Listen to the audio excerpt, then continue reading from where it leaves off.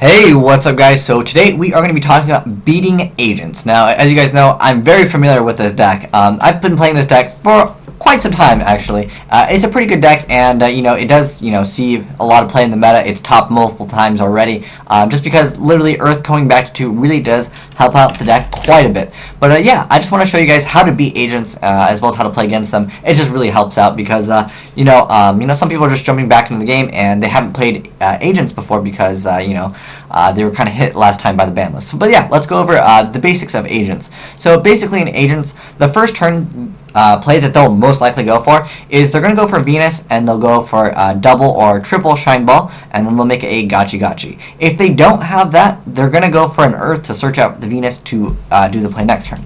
If they do not open up with that play, keep in mind, agents, they have a lot of monsters in their hand. Sometimes they have a lot of boss monsters, and they just can't use them. Like Christia, sometimes they open up Christia, Master Hyperion. They just have a lot of big monsters that they can't really use.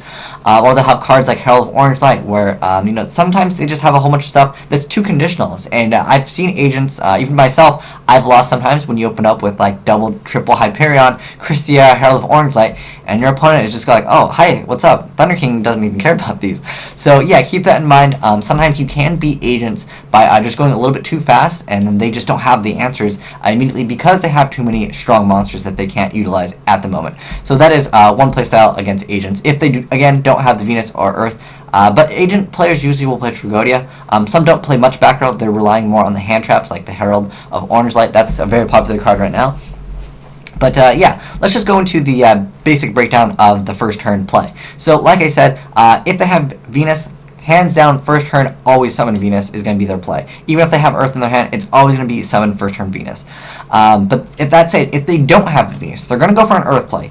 If you've gone first and you have something to stop Earth, like a Solemn Judgment or Solemn Warning, even Solemn Judgment, I know you're going to have to pay half your life, but if the player had Venus, he would have summoned Venus. You can beat the agent player again by not allowing them to have anything. Although, if they have a Master Hyperion, you can simply just lose because you saw Judgment in Earth and they summon Hyperion and they just attack over your monster. That can happen, so keep that in mind too. Not all the time is it good to Warning in Earth, depending on the circumstance. Again, early on in the game, if you can Solemn Warning Earth, sometimes you can simply win because of that. I've seen it happen multiple times, and yeah, that is just one way to play against them. If again, they don't have an optimal hand. It just happens. It's Yu-Gi-Oh! The game is partially based on luck.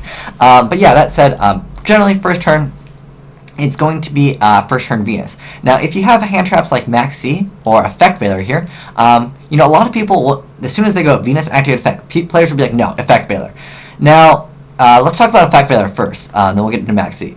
So, if you stop your opponent from activating Venus's effect special on that Shine Ball, keep in mind, always let them activate the effect first. Don't Veiler as soon as they summon the monster, because then they don't have to pay the life.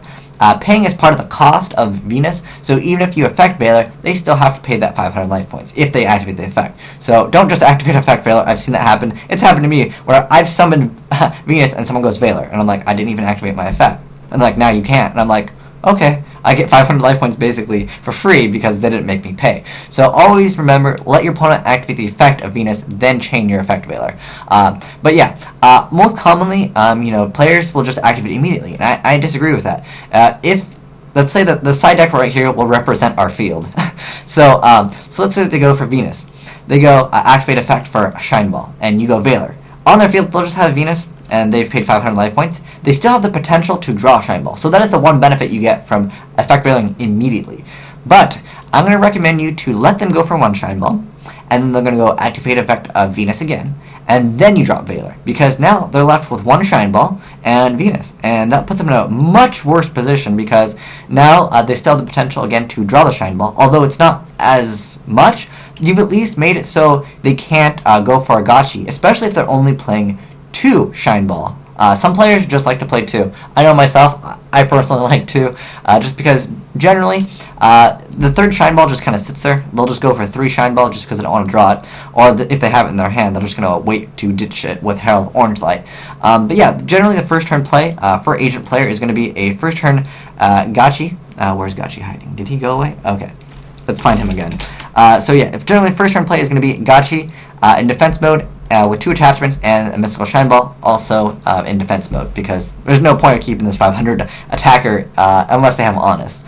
But yeah, that's pretty much the standard play for them. So I would recommend you to effect Veiler on the second effect of Venus. So let the first one go through, and then effect Veiler, because you put them in a much worse position, because again, if they only play 2 shine ball, they can't really go for the Gotchi again, and then also it doesn't put as many fairies in the graveyard. Sometimes, it can potentially hurt if you effect Veiler on the second one, because again, it puts more fairies in the grave. So sometimes it's better to do one or the other, depending on your situation. You always have to take into consideration, what does your field look like, what cards do you have in your hand, what cards does your opponent potentially have in their hand, what cards have they already gone through.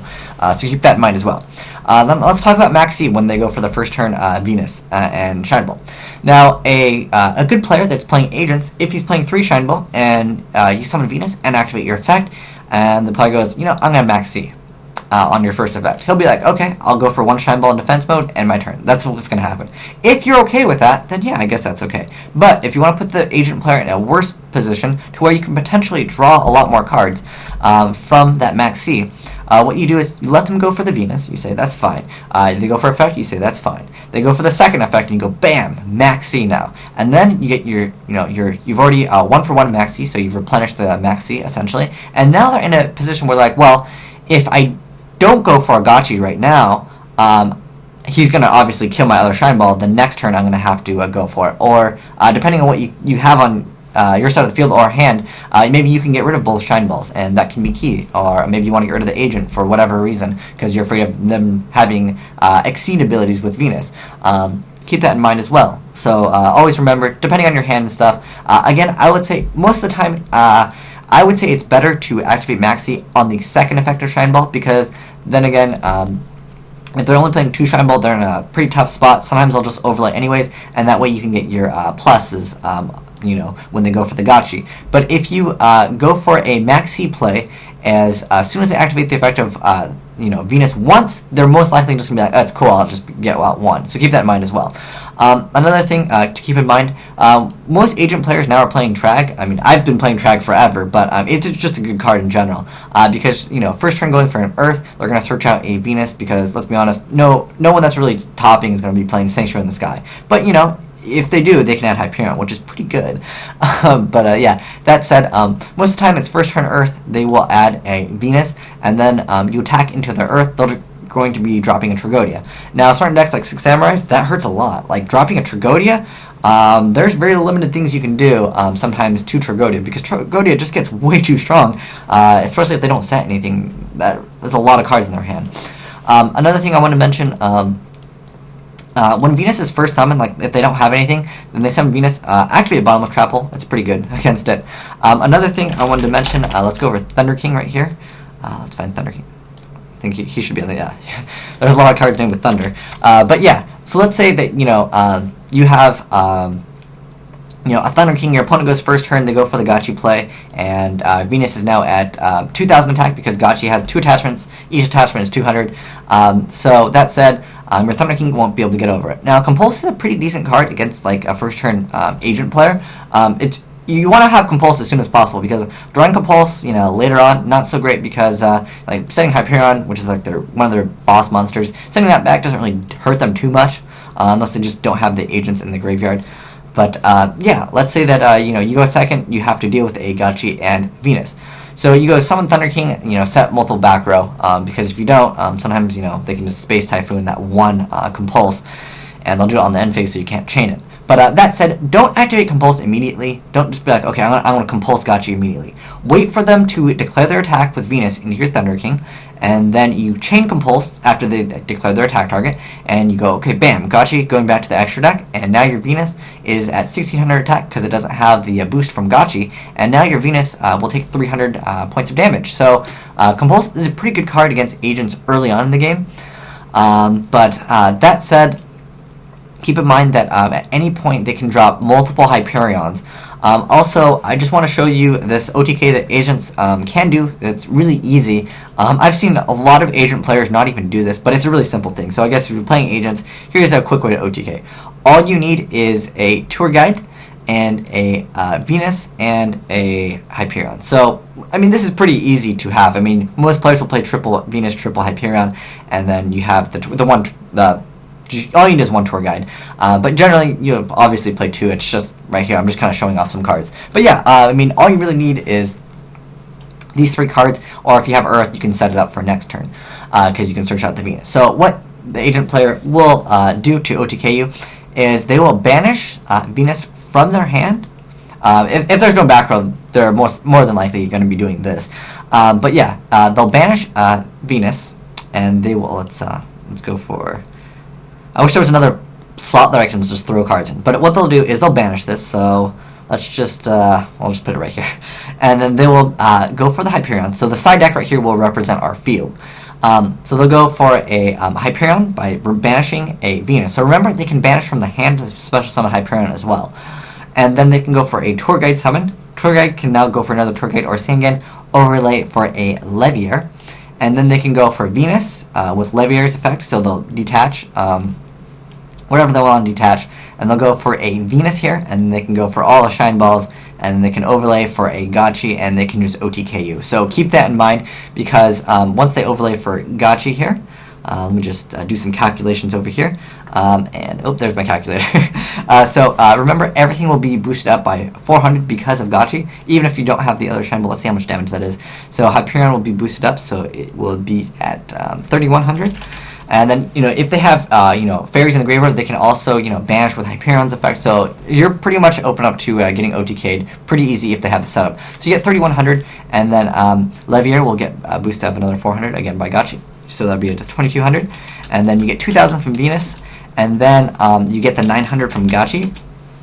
So that's 8200 points of damage on board right here, not counting the other Shine Ball. I guess if you have the other Shine Ball, it's another 700.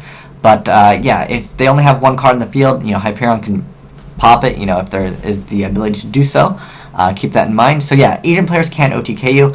And at that point, if they are going for that play, like you notice that they're just going banish, bottomless Hyperion. That's like the best thing that you can really do. Or you could opt to bottomless the Levier when they go for the Levier, depending on your circumstance or what answers you have next turn. Maybe that you want to, you're playing Mirror Match, you're running enemy controller in the deck, you want to tribute to Shine Ball to take their Hyperion. Depending on the circumstance, always use that to the best of your judgment. Also, they can make this card as well. I've seen them go for this card instead of the Gotchi sometimes. Although I think Gotchi is a much safer option, just because if they get Dark Hold or they run into Gores, they at least have a better chance to come out essentially than going for Daigusto Phoenix, because Daigusto Phoenix it's only got 1500 attack, and it'll most likely die the next turn anyways. But yeah, I just think that going for the Gotchi is a much safer play. But yeah, if you want to go for Daigusto Phoenix, that is also another option, and it is technically more damage if you do make him, because you get in let's see, that's I just want to do some math real quick. So yeah, you'd have that. That'd be 800 total because it's 400 each, and then another 400, so you'd be getting 1200. Also, Gotchi gets the boost, but I mean, basically, I really think that going for the Gotchi is a much safer play. But that said, let's go into Bottomless Trap Hold, because that is a very key card against agents. If they go for first turn Venus, bottomless it immediately. Sometimes they don't have it. Also, I've been seeing a lot of agent players play this card, just one. It's a pretty nasty card to run into sometimes, just because it allows them to control the amount of fairies that they have in their graveyard. So, what you want to do against this guy, bottomless him, it doesn't really hurt them, because sometimes they're just setting up for the amount of fairies in the graveyard. And if you do bottomless this, sometimes like, oh, it's fine. I'm just trying to remove as much fairies as I can to get out the Christia. So you got to watch out for Christia. This is a card where it does definitely hurt a lot of different decks. Like, a lot of different decks just absolutely just lose to Christia. Also, just as a side note, now that we're talking about Thunder King, I would honestly recommend you to decide out Thunder King against agents. It does stop the Earth, and it also can stop Hyperion plays, but the agent player has triple Hyperion anyways. They don't really care. It doesn't really hurt them that much. They can get rid of Thunder King quite easy. But the reason why I don't like Thunder King against agents is because Venus deals with it too fast. Because if you have back row, then back row plus Thunder King is pretty good anyways, and at that point, pretty much whatever you've had, your backer would have answered them anyways. I just don't feel like Thunder King is the best. I mean, if you don't have anything against them, then I guess Thunder King it's an okay card, but it's not that great, and I'll tell you why. Because pretty much this is what happens. You have Thunder King out, I go for Venus, I go for Gachi, I attack over your Thunder King. That's what happens. It happens all the time. I really just don't feel like Thunder King is that great of a card against agents. Also because Herald of Orange Light can attribute itself. So maybe you have a Solemn Warning down, and you want to activate Thunder King's effect, and you just herald it. So keep that in mind, and then you'll be like, oh, it's cool, Hyperion's good now. So keep that in mind as well, because spell speed 3. Thunder King, all the monsters that have like these quick effects, which is activating during your opponent's turn, are spell speed 2. So you wouldn't be able to like chain Solemn Warning after that because you're negating Thunder King's effect.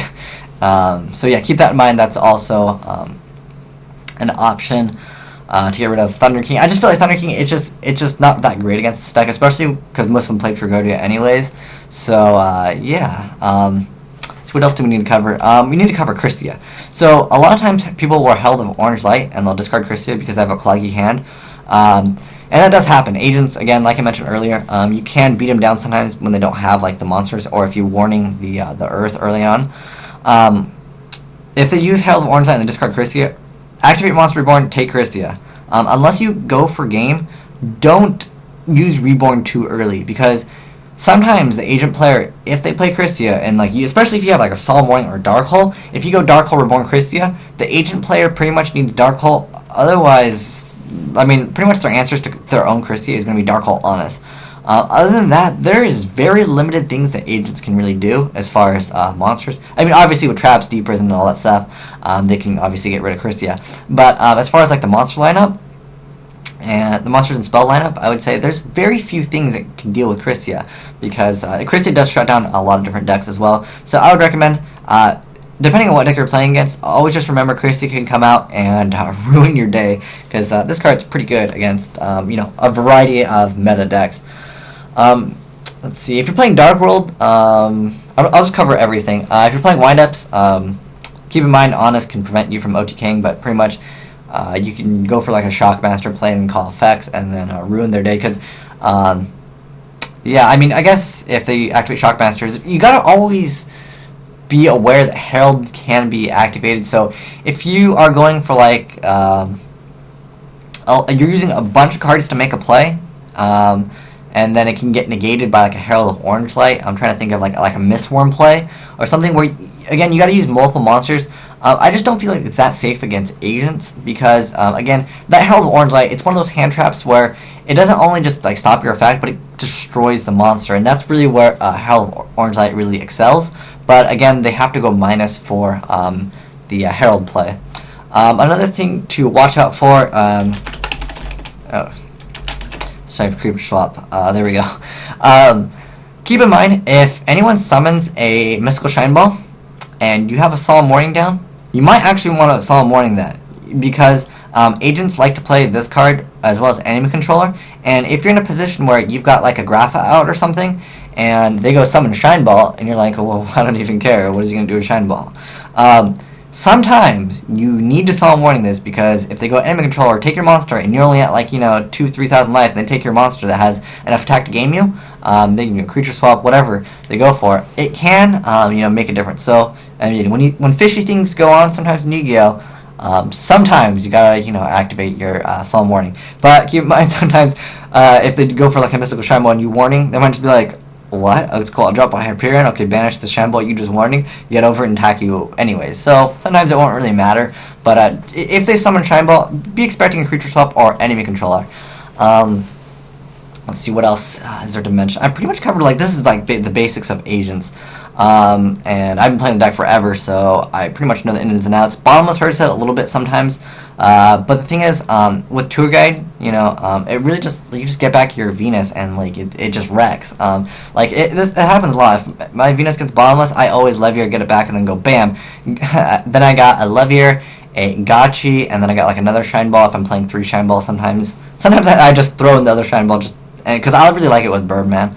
As far as any explosive plays, I mean, I pretty much showed you like the instant OTK that you gotta watch out for, and if they are gonna go for a first turn like banish, this and they go for the Hyperion, you might just want to banish the Hyperion with Bottomless. Torrential's also a great card against them. Obviously, activate Torrential when they go for the second Trend Ball. Solemn Warning the effect of Venus. Don't Solemn Warning the summon of Venus because you can make them pay 500 more life points. Compulse whenever they attack with Gotchi. Well, whenever they have Gotchi and they're attacking where their monster is currently bigger, but if you Compulse, it make their Gotchi go away and make their monster crash into you and they would lose. That's also key. Keep in mind you gotta watch out for the Honest too. This card is just one of those hand traps where it just wins games. Well, it steals games, I should say, because let's be honest. Sorry, that was a bad joke that I actually didn't try to make. But yeah, honestly, you just... Okay. Try not to say honest. But yeah, you just have to watch out for this card because it really just changes the game. And, I mean, sometimes you'll be in total control. You're like, oh, he's got an Earth. Let me just attack over it. And they drop the Honest. And the next turn they go for, like, a double Gotchi. This is where agents can get deadly. If they get out, they go first turn Earth. Then they go for they add the Venus. And then they go for this. This is where it gets nasty. And then they still have this on the field because they dropped Honest when you attack and you do it with whatever card you attacked to the Earth with, because everyone always runs over Earth first turn, more than likely. And then they end up going for this because they get a triple Shrine Ball and they overlay. And they have Venus with double Gotchi. Oh, this is a nightmare to deal with. Double Gotchi in general is just really hard to deal with because that is 2600 defender and you have two of them and they both can just detach and it's annoying to deal with. So you gotta watch out for Honest because it wins games, definitely. But I think this time I'm pretty sure we covered everything as far as playing against agents. There's not really anything else that I really think I need to mention against agents. Again, just watch out for some of those cards because again, Hyperion, it really should be at like 2 or something. This card is just way too good. It wins games too fast. Like it's almost like a Dark Arm that you can run 3 of, and it special summons itself way easier, and you already like plus off of it when you go for like an Earth play. It's just so good. But yeah, that's how to beat agents, and I hope this helps you guys out if you are having trouble against agents because I know it's a very good deck. Just as a quick side note, bad matchups I would say. For this deck, I really only feel like Frogs Game 1 is a tough matchup if you don't get out Christia, because Frogs will be like, oh, it's called banish your Venus, and then you're like, no, or top deck the Venus, and you're like, no, I want Venus in my grave, so I can go for Hyperion, and then, yeah, I would say really only Frog Monarchs is a matchup where I just don't think it's in agent's favor, but almost everything else it has a pretty decent matchup against, just because Christia just automatically like wins, like versus some decks if you get it out within like 3 turns, but... Trying to think, Dino Rabbit, like this is kind of like 50-50 I'd say, almost, but I want to put it in agent's favor now because since Rabbit is at 2, too many Hyperions get dropped and Rabbit doesn't like too many big monsters. Rabbit's like, just one monster per turn so I can negate it. And you're like, no, I'm going to go for multiple Hyperions.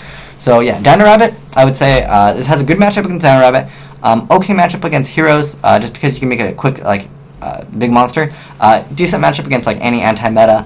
As far as windups, this card just wrecks windups. This card wrecks in general. Dark Worlds, if you can get out this card and you can Space Typhoon the field spell, even if they have Skill Drain out, yeah, it doesn't really matter because it's just 28. And Dark Worlds, as long as they don't have the field spell plus Sagrapha, you'll be okay.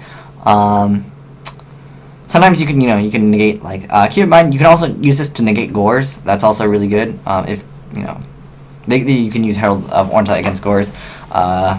So you gotta watch out for that, I guess. You can use this against anything. It doesn't have to be a face-up card. Like, you know how Effect Veiler, if you guys didn't know, Effect Veiler, you can only target face-up cards, whereas this is just when any monster's effect activates. So if they go for, Snow, discard Snow. You want to search for Snow? No. Keep that in mind. That is one way you can beat Dark Worlds, simply by outspeeding them, because, Dark Worlds do take, a few turns, I would say, sometimes to get set up, and you can just beat them like that. So yeah, it has a okay matchup against Dark Worlds, and wow, we're already 25 minutes in. Yeah, I would say, I think we covered most of it. Chaos Dragons, you can kind of overpower Chaos Dragons, and if you get out this versus Chaos Dragons, they cry. And you can OTK, I'd say Chaos Dragon's relatively quick in this deck too. So, I'd say, again, the only bad matchup, Dark Worlds, and like I'd say Frog Monarchs. Other than that, you should be pretty much okay with anything. If there's anything you guys felt that I missed out, I think I pretty much covered most of it. But if you guys think there's any like choices as far as cards to like side deck against them, I really feel like Bottomless and Deep Prison are pretty good against them. But the problem with the Deep Prisons I've noticed is sometimes Hyperion just goes, I don't even care, I'm gonna blow all your cards up. So it's kind of like the Deep Prisons versus Inzectors, like who cares? But yeah, if you do Deep Prison stuff like Venus early on in the game, sometimes you just don't have an answer. But again, I just feel like the best side deck cards are honestly going to be Bottomless, Trap Hole, and those are pretty much main decked anyways. Maxi, you can definitely, because Maxi is going to reprint anyways, so I guess before we end the video, I'm going to mention what cards are good against this deck. I would say Bottomless is pretty good. Valor's not that good. I mean, honestly, it hits like Venus and like Earth, and like sometimes you can be okay with that. And like, I just don't feel like it's that great. Deep Fissure's not even that great against them. Honestly, there's very few things that really hurt agents. Spirit Reaper can be okay to stall sometimes if they get out of Christie, but again, Hyperion just gets rid of like everything. I mean, sure, there's Light Imprisoning Mirror that is pretty good. This is probably because Lightsworn will always be popular. Because I don't know, is it Lash Light Imprisoning Mirror? Yes, it is. Okay. Okay, so yeah, Light Imprisoning Mirror is pretty good against the deck, but keep in mind, a lot of agents will be playing Breaker or Lance, and you just be like, let me just Lance that, and then they'll just Hyperion pop it anyways. I've noticed that does happen quite often. But yeah, Light Imprisoning Mirror probably a good friend. Tarantula's also pretty good against the deck. But Bottomless is probably the best, and Maxi's decent if you have it early enough. Like, it's literally like, if they go for this, other than that, there's too much inherent special summoning, so it's kind of like, if you open with Maxi, you're good, and if you don't, then that's probably not going to do so good after they've already went through their Venus play, because, again, inherent special summon. This card's inherent, this card is inherent, yeah, and then just run triple Hyperion. But yeah, I guess you can do it when they activate Tour Guide. But yeah, sorry the video was so long, guys, but there was just so much things that I felt like needed to be covered, and then I had to like think about what other like things that you guys could basically use. But yeah, Light Imprisoning Mirror, pretty good, but like it's one of these cards where it's like it's only good against like light decks, whereas things like Maxi great against other decks. I've seen people do Snowman Eater against the deck, but I just don't see it being that great. Making Zenmains is actually a decent option against the deck because sometimes they just can't pop, multiple times, unless they want to go for like Sanctuary in the Sky plus Hyperion. But let's be honest, no one does that. But yeah, that said, I think we covered everything. But if there's anything that we forgot, let me know in the comment section below. But thanks for watching, guys. Asian Eyes White Dragon signing out.